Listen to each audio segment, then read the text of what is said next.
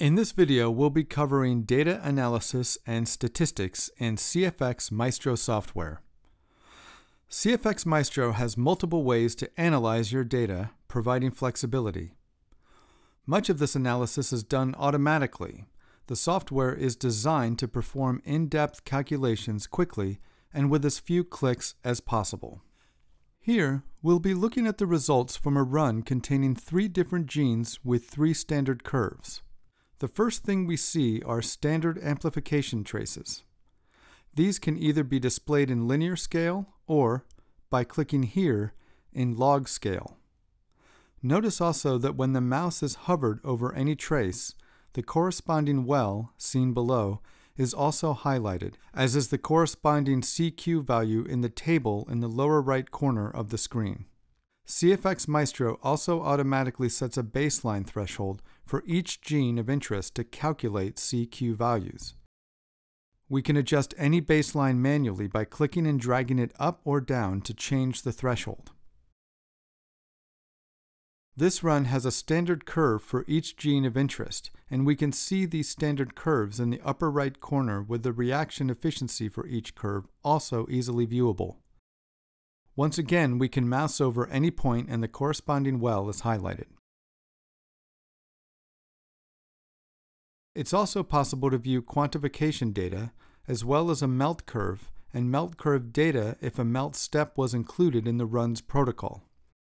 We can also view gene expression data, including normalized expression data, which we'll come back to later, endpoint data, a custom data view, which can be a nice way to view a significant amount of data all in one screen, QC data, and run information. Let's take a look at QC data. Our QC data gives us a good way to check on certain parameters in our results. We can adjust these parameters or use the default setting. Here we can see 2 potential issues with our run. First, we can see that the efficiency of actin is less than 90. Going back to our quantification data and our standard curve, we see that actin efficiency is only 88.2%. Ideally, we want efficiencies to be between 90 and 110%, so this might be an issue with our run. We can also see that some samples have replicate group CQ standard deviations of greater than 0.2. If we decide that we'd like to exclude this data from our analysis, we can easily do so by clicking the Exclude Wells from Analysis button. These wells have now been grayed out on the plate map and will not be used in calculations. If we want to choose to include them again, we can either uncheck the box, or we can right-click on any individual well and then select Include in Analysis. Next, we'll look at ways to perform gene expression analysis. One thing to note is that you can perform gene expression analysis on a single plate, or you can analyze multiple plates at once to look at your data in aggregate. Right now, we'll look at data analysis on a study with 2 plate runs comparing cancer cells to normal cells. When we click on the Study Analysis tab along the top row, we immediately see that our data from the run has already been analyzed. On the bar chart, we can see relative normalized expression levels of all genes in the study, grouped by biological group, cancer versus normal. This allows us to very quickly compare the results from the cancer cells versus the normal cells and determine what genes, if any, have been upregulated or downregulated. On the right side of the screen are several menu options with different ways to analyze the data. This includes the choice of delta-delta CQ normalized expression or delta CQ relative quantity. We also have the option to graph results by biological group or by individual sample, and to choose the control we want to use. Here, our current control is normal cells, but we could also choose no control or set the cancer biological group as the control. CFX Maestro also will automatically perform t-tests to generate p-values to compare biological groups. Please note that p-values are only calculated when analyzing by biological group. We can also easily annotate our graph with results below a set p-value threshold, 0.05 for instance. To do so, set the p-value threshold and click Annotate p-values. Any biological group with a p-value below the threshold will have an asterisk on the graph, which we can see for the genes AMACR and ERG. An important function in analysis to be aware of is the Experiment Settings button.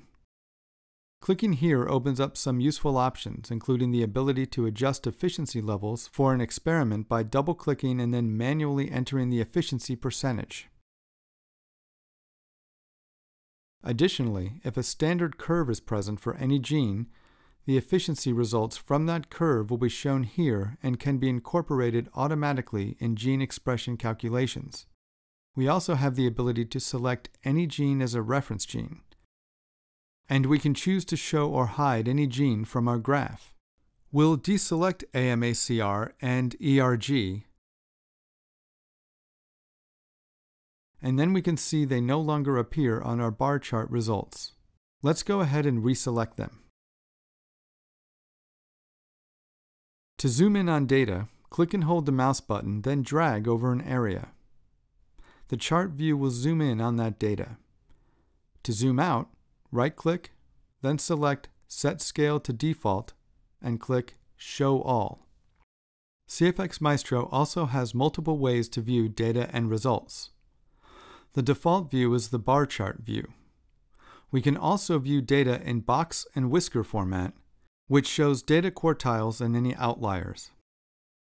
We can view data in dot plot format, which shows the average CQ values for each sample as a single data point. Clustergrams group data by expression level, with lower expression in green and higher expression in red. The scatterplot function will plot target expression results of one sample versus another, and the volcano plot will show target expression levels of one biological group versus another, with a p-value threshold included. These can be very useful tools for screening genes of interest for further analysis. The final feature we'll explore in this tutorial is the Analysis of Variance, or ANOVA feature. CFX Maestro has the ability to perform the statistical calculation with just a single mouse click. ANOVA is most useful when there are 3 or more biological groups in a study, and it allows us to see whether there is a significant difference in expression level between biological groups for every gene in the study at once. To perform an ANOVA, we first click on the ANOVA icon. Then choose the p-value threshold, the default is 0.05, and then click to calculate.